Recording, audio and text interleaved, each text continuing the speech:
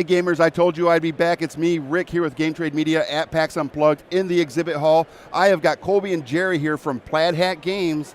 Thank you, gentlemen, for joining us this fine day. Thanks for having us. Yeah, how are you enjoying Philadelphia so far? It's something. It's something else, isn't it? It's a little cold. It's cold. We walked past a street fight on our way to dinner Did you the really? other night. Yeah, two guys standing on a street corner just beating each other up as we walk by. A police car sitting right there, not doing anything. Not doing anything. Well, let them tire themselves out, then go out and be like, no. All right, get in the car, guys. I get that. So, but you guys are out like in Minnesota, right? We're in Dallas. Dallas? Oh, yeah, it's we're warmer there. We're satellite studio. Yeah, we love the warmth. Okay, well, yeah, it is cold here then. So you gentlemen brought us some games to talk about. Jerry, what do you have with you today? I brought Comanauts, my newest adventure book game. Okay. Your newest, so what are you also known for? I also did a game called Stuffed Fables. That's another adventure book game that came out last year, and then the whole Mice and Mystics series is my stuff. And, okay. Yeah, that's what I guess I'm most known for. So based on those two being super awesome, especially, now, I didn't hear Stuffed Fables earlier because I paint those miniatures on our show. Awesome. Oh yeah, I remember seeing you paint those miniatures. That was so much fun, and the sculpts were so good. And again, that's Dave, my partner in crime on the show. Yeah. His kids love that game. Awesome. Yeah, that's so good to hear. Good to go. Good job. It's made for parents to play with their kids. Yeah. So tell us about this one. Well, Comanauts isn't necessarily a kid's game. It really is for a little bit of an older audience. Okay. But it's in our adventure book series. So as you know with Stuffed Fables, you play the whole game inside of a big, giant adventure book, and this is the same way. It comes with an adventure book that's over 100 pages long, and of course every page has got a different sort of environment and a different sort of experience. Right. And unlike Stuffed Fables, Stuffed Fables is a sort of a linear story that you're going through. Right. This story is not linear at all. Okay. Would you like to hear about the story? I would love to. I'm a story great, guy. I'm a story game maker. So the story behind Comanauts is that there is this genius. His name is Martin Strobel, and he created this device called the Mobius ring, which is it provides clean energy enough to supply the whole entire planet with clean energy. Okay. But on the day that he goes to turn it on for the first time in front of the world, with all eyes on him and everything, the machine malfunctions and he gets zapped with a bunch of weird dark energy, and he ends up in a coma, and his machine is gradually melting down, and if it does, it'll destroy our planet. Okay. So the scientists around the world come up with this desperate plan, and they send a team of people into his mind to try to go through his mind and find his inner child and have communication with him to either figure out how to turn the machine off or, if possible, bring him out of the coma so that he can finish his life's work. All right, AMC, are you listening to this? You were right. Yeah, this is good. Listen him tell you about the inner demons that Martin struggles with. So what you discover as a player is that he's being held hostage somewhere inside of his own mind by one of his own inner demons. These are traumas from his past that have sort of manifest into more of a cohesive form. And so somewhere in his mind, he's being held captive.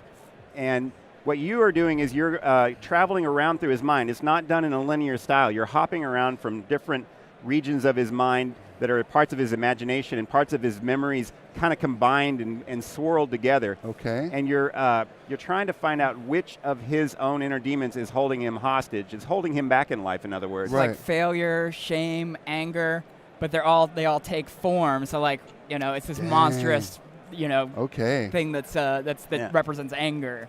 So there's 22 playable characters. When you infiltrate his mind, you go in disguised as a figment of his imagination or a person or character, somebody that he remembers or something. Okay. And so you sneak into his mind disguised like that, and as you're probing around trying to find clues, you're really trying to find the inner child, to have an experience interacting with the inner child. And when you do, the inner child won't really talk to you, but he'll touch you and you'll have a vision. And then you share that vision with your fellow players and you discuss which emotional tone you think that it most closely matches, and then you try to find your way to that coma zone and defeat the inner demon that's holding him hostage. And it's all played inside this big book. Right. There's all these tons of different environments, and there's lots of storytelling going on. You discover about his childhood, you discover about him when he was a young adult. The more you play, the more you kind of unpeel these layers and learn more and more about him and his life. and you find out that, about his inner struggles, and then you help him overcome that, and that's basically how you win the game. Dang. Dang. Yeah. That sounds amazing. When I said there's 22 playable characters, when you start the game, you're going to have a character that you pick yourself, right, out of the 22 characters. Sure. But if something happens, because when his mind starts to discover that you're poking around inside of his mind, it'll turn the environment against you, and it can become very dangerous to your avatar, right? So if something happens to your avatar and you lose all your life points, you'll get rid of that avatar and whatever item that is closely associated with that avatar. So for instance, if I was playing Marcia and she lost all of her life points, I would lose Marcia and I would lose that lucky penny that she comes with, but I flip over my next avatar and now I'm Zoinks the gorilla. Okay. And from a cartoon that the coma victim used to watch when he was a kid. Nice. And suddenly now I have new abilities and new ways of dealing with things. But your character sheet here represents you. And every character has their own individual way that they deal with trauma that happens during the game. So this character might become distraught. So my gorilla might become distraught when he suffers trauma. Mm-hmm. But the other character might become fearful. So Arno, the golem, if you're playing Arno, he might become fearful. So you got this weird juxtaposition between the way different people react to different traumas and then their character, which might not totally jive. It seems kind of interesting and different, Very cool. And Johnny's back there going, all right, this is super cool. So it's up to 4 players, and it takes about 90 minutes to 2 hours to play, one session. And there's sort of a loose campaign system where as you go along and you defeat more of his inner demons, you have the chance to actually bring him out of the coma. Okay. And then if that happens, then he finishes his life's work. And saves the planet. Yes, he saves the planet. All right. That's basically it. Super cool. When is this? Is this out now or coming out soon? It's coming out real soon. It's coming out in January, so it's almost here. And we have pre-orders available now. It's going to retail for, what's the retail on this? This one's $69.95. $69.95? Nice. I mean, 22 playable characters is huge in any game. Yes. And the replayability at that point, because you want to see what every character's reactions and everything are. So if I'm playing and I do have the gorilla here, is this change or is this always going to be the same for that particular Your character person? sheet represents you. The card is the avatar that you're disguised as. So this represents you and how you might react. Okay. And so players, they might pick their character sheet based upon the, however they want to, feel about how they might react to different situations in life. But we don't really guide the players. We just let them choose, what they want to do. And there's 4 different character sheets and 4 different ways that they react. So if all of them are suffering the same kind of trauma at the same time, they'll all react differently to it. Oh, that's beautiful. So that's super cool. Dang. And let's see here. And I also like the standees that you have here. But are there going to be any expansions or bonus things that you're going to come out later that might have miniatures? I want to ask that because I like miniatures. Probably not, but the reason there's so many, the reason there's standees in here is because there's so many characters. There's 22 characters. If you pre-order with us, then we also have a promotional character that makes it 23 characters. Okay. But there's tons of different types of enemies, so many that you wouldn't be able to have miniatures that would cover all of them, because all the variety of the environments you're in have their own sets of enemies. So if you're, and then there's other experiences too. There's one scene where you're on a motorcycle, so everybody's on motorcycle standees, and you're flying down the highway at breakneck speed, being chased by robots on motorcycles. So So the enemies are hugely varied too. there's to do miniatures, this game costs $300. Hey, you know what? Take my money.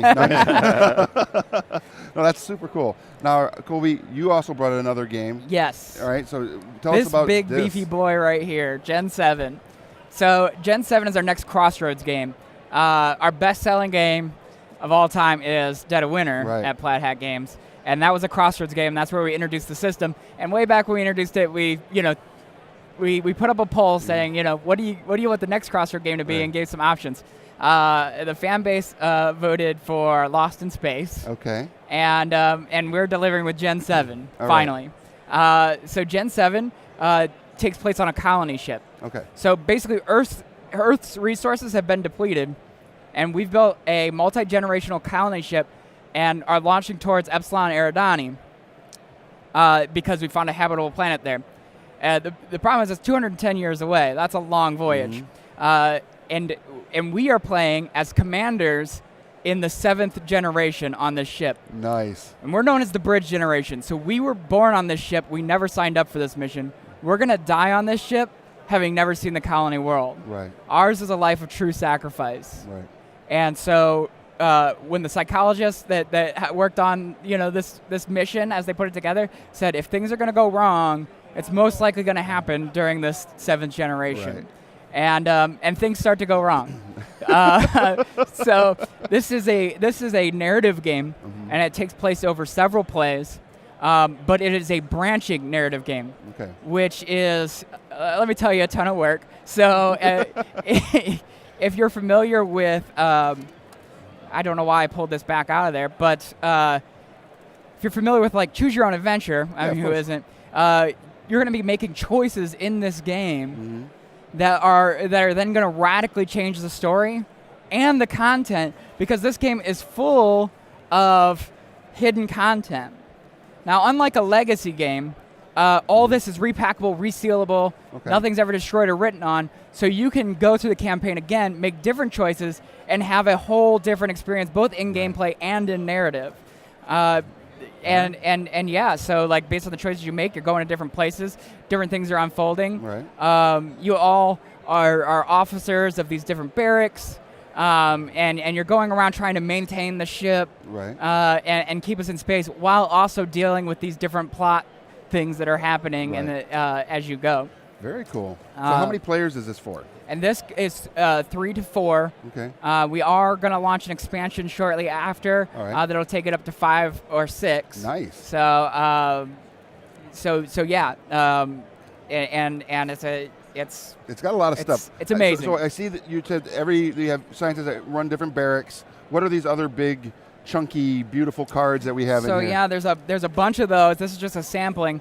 But these are locations on the ship. Okay. So you'll take all these tiles and you'll build this location on the ship, and they're modular because maybe you unlock an upgrade to a location or other super secret stuff. Cool. Yeah. So it's really a game of mystery. It's a game of discovery and intrigue, and it can get pretty dark on you. It sounds like it. So, if sci-fi is watching, I would like to watch this as a show as well, because that whole concept of being the 7th generation of a colony ship that has, like you said, they had no vote on it. They have no investment they got to get the next gens there to keep the human population going. Yeah, I would be the guy to be like, what? My parents were like farmers, and I have to work in hydroponics? No. Yeah, there's some real interesting stuff around.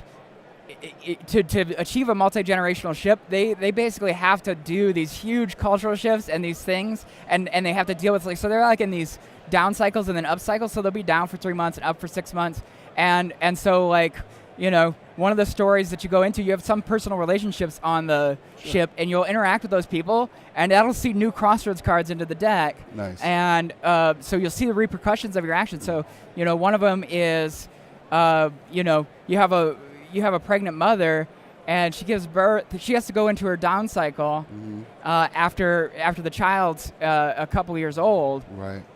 She gets an extended up cycle, but then the child has to be raised without her while she's down.